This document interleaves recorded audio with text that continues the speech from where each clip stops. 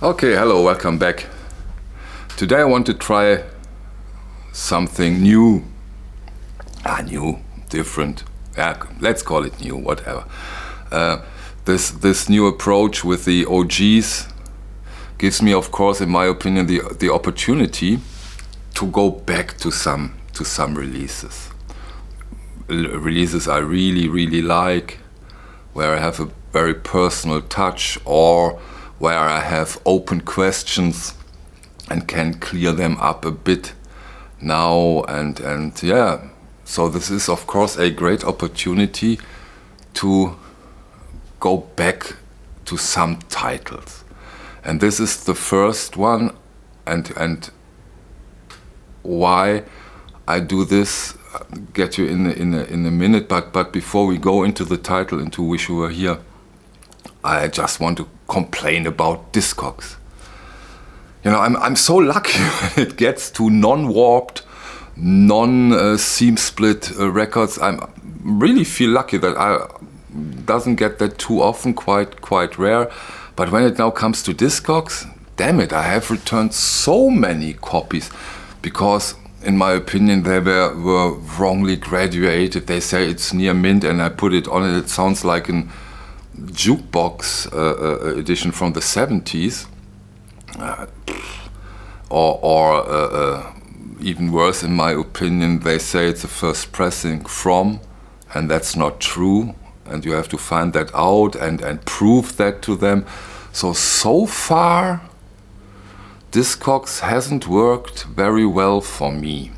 I really do hope it gets better. Maybe you have to stick to certain dealers, but if you need a title and he doesn't or they doesn't have it, that's quite complicated. How are your experience when it comes to ordering over at Discogs?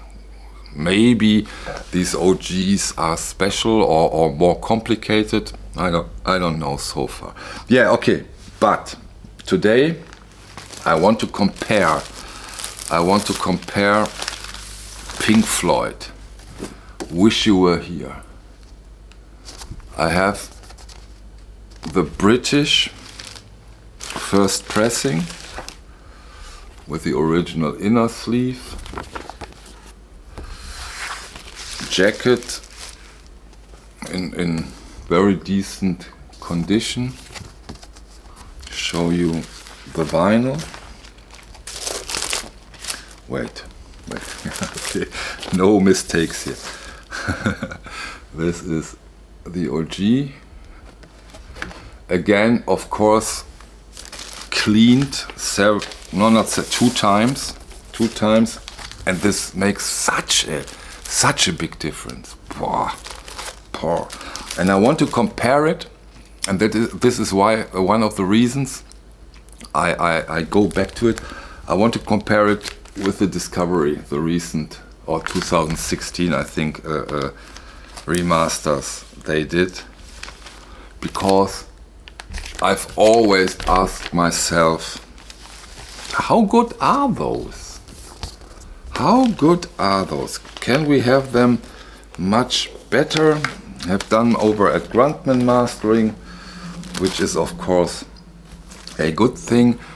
And so I decided to start with Wish You Were Here, one of my, not my favorite, but one of my favorite Pink Floyd releases.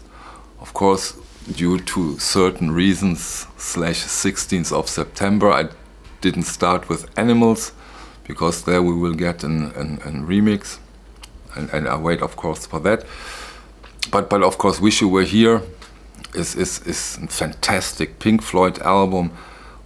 Wish You Were Here, the song, is one of my favorite Pink Floyd songs, also due to the reason that it's all about Syd Barrett, which I'm a big fan of. His first two solo albums are totally underrated in my opinion, and fantastic albums. Also could use a good remaster, I think. Yeah, but that was the reason I now dig into it, and just want to clear up it a bit. How decent are they? Is there much room for improvement? or can we be satisfied with them? And so I put on first the original, and the original sounds very clear, direct, fresh, dynamic, beautiful separation, a really, really, really, really beautiful, great listening. Impressive, very impressive, a bit noisy, but okay, come on. I mean, has quite some years, so I can live with that. My one is graded near mint. I'm not sure that it is correct, but anyhow, I can live with it.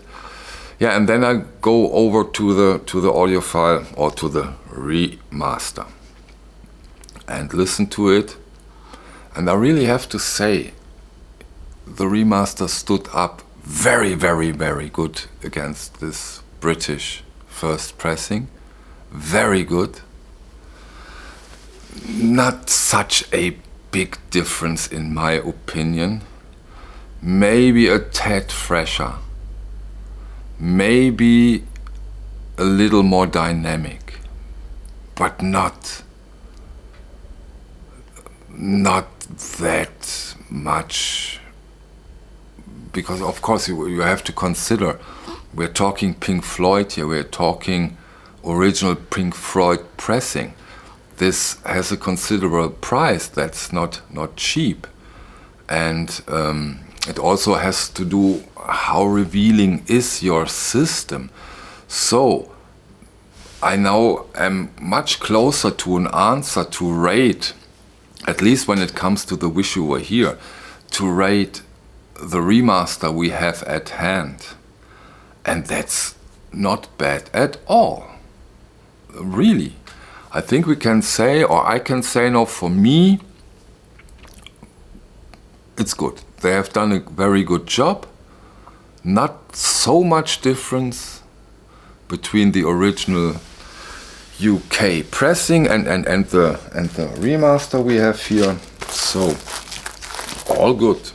All good. I really can recommend it wholeheartedly now, knowing how the original sounds, and of course also knowing how much the original cost. And by the way, here is this black plastic bag, which I don't have with the original. I just have it with the remaster. Yeah, positively surprised. Yeah, a bit. A bit surprised. I expected a larger difference, and which is a good outcome in my opinion, because Pink Floyd, iconic, extremely important releases and records, and it's good to know that we have them in a decent pressing at hand. And I don't know if they are so good available right now, but I think they will be in print every now and then. I don't think that they are gone, and all good, all good. Great. So, first part of this installment, I of course will go into Kraftwerk, but this is one of the releases I have to send back because it was just not the German original. Strange. Okay, thank you for your time and see you on the next one. Bye.